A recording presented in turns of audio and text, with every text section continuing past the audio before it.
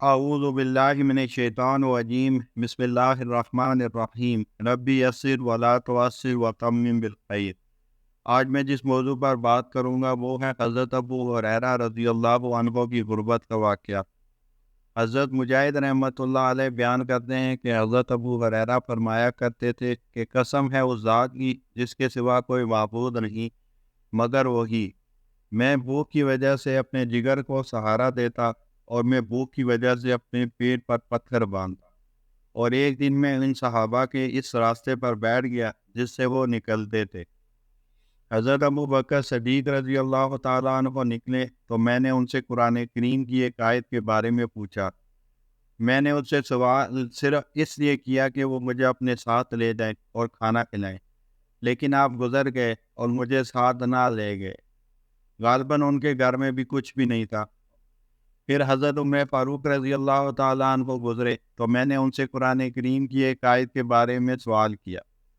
میں نے ان سے صرف اس لیے سوال کیا کہ وہ مجھے اپنے ساتھ لے جائیں۔ آپ بھی گزرے اور مجھے ساتھ نہ لے گئے، اور غالباً ان کے گھر میں بھی کچھ بھی نہیں تھا۔ پھر میرے پاس سے حضرت ابو القاسم صلی اللہ علیہ وسلم کا گزر ہوا تو جو میرے دل میں تھا وہ آپ جان گئے اور میرے چہرے کے آثار کو پہچان لیا۔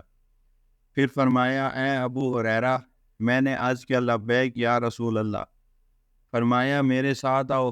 پھر آپ چل پڑے اور میں آپ کے پیچھے چلا، حتیٰ کہ آپ داخل ہوئے اور میں نے اجازت مانگی تو مجھے اجازت عطا فرما دی اور میں داخل ہوا۔ آپ نے دودھ کا ایک پیالہ پایا تو دریافت فرمایا یہ دودھ کہاں سے آیا ہے؟ لوگوں نے بتایا کہ یہ آپ کے لیے فلاں نے ہدیہ کیا ہے۔ پھر آپ نے فرمایا، اے ابو ہریرہ، اہل صفا کے پاس جا کر انہیں بلا لاؤ۔ فرماتے ہیں اہل صفا اسلام کے مہمان تھے، نہ وہ کسی کے والی تھے نہ مال کے مالک تھے۔ جب رسول اللہ صلی اللہ علیہ وسلم کی خدمت میں کوئی چیز صدقے کے طور پر آتی تو آپ اہل صفا کے پاس بھیج دیتے اور خود اس میں سے کچھ بھی نہ لیتے، اور جب کوئی ہدیہ رسول اللہ صلی اللہ علیہ وسلم کی خدمت میں پیش کیا جاتا تو اصحاب صفا کی طرف پیغام بھجواتے، خود بھی اس میں سے لیتے اور انہیں بھی شریک فرماتے۔ حضرت ابو ہریرہ رضی اللہ عنہ فرماتے ہیں میں اصحاب صفا میں سے تھا۔ ایک دن میں روزے سے گزارا اور شام ہوئی تو میرے پیٹ میں تکلیف ہوئی۔ میں قضائے حاجت کے لیے چلا گیا، واپس آیا تو کھانا کھایا جا چکا تھا۔ قریش کے خوشحال لوگ اہل صفا کے لیے کھانا بھیجا کرتے تھے۔ اب میں نے سوچا کہ کس کے پاس جاؤں۔ دل نے کہا حضرت عمر بن خطاب کے پاس جاؤ۔ میں ان کے پاس آیا تو وہ نماز کے بعد تسبیح کر رہے تھے۔ میں نے ان کا انتظار کیا۔ جب آپ فارغ ہوئے تو میں قریب ہوا اور کہا مجھے پڑھائیے، حالانکہ میرا ارادہ صرف کھانے ہی کا تھا۔ تو آپ نے مجھے قرآن کریم کی چند آیات پڑھائیں۔ جب آپ اپنے گھر کے پاس پہنچے تو اس میں داخل ہو گئے اور مجھے دروازے پر چھوڑ دیا۔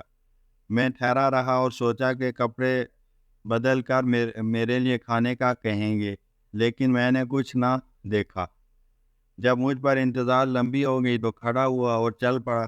سامنے سے مجھے رسول اللہ صلی اللہ علیہ وسلم ملے تو آپ نے فرمایا، اے ابو ہریرہ، آج تمہارے منہ کی بو شدید ہے۔ میں نے عرض کیا، ہاں یا رسول اللہ، میں آج روزے سے تھا اور روزے کے بعد افطار نہیں کیا، اور نہ افطاری کے لیے میرے پاس کچھ ہے۔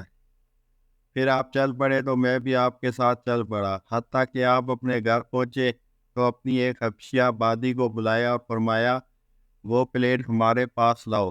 بادی پلیٹ ہمارے پاس لائی تو اس میں بچا کچا کھانا لگا ہوا تھا۔